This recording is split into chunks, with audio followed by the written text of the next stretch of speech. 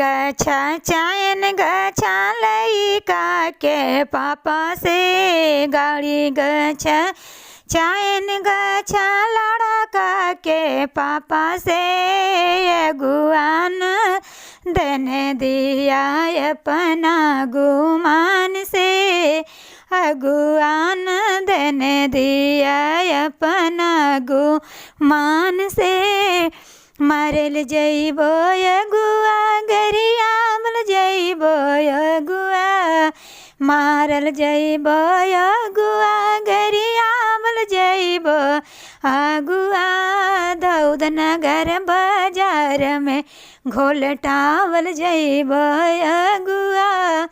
दौद नगर बाजार में घोलटावल जइबो अगुआ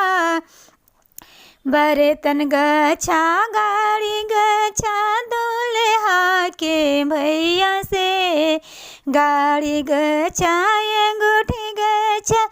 दूल्हा के भैया से महंगे के जमाना देख मान किया अगुआ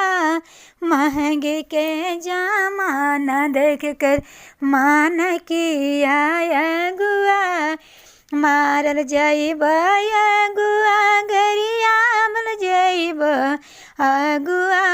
मारल जइब अगुआ गरियाबल जइब अगुआ आदहन के पानी से नेहा बावल जइब अगुआ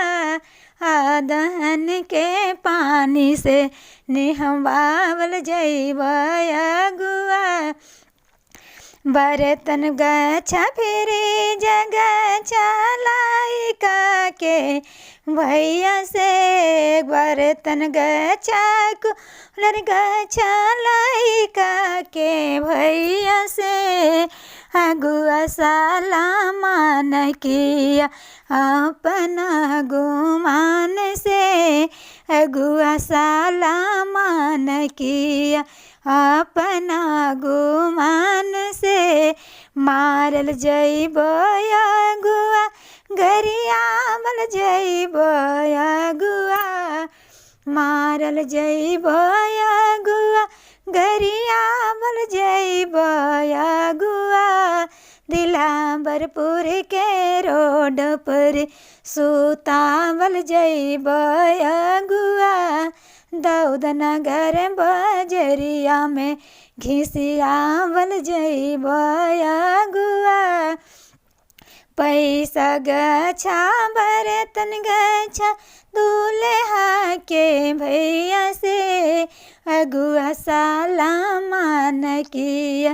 अपने गुमान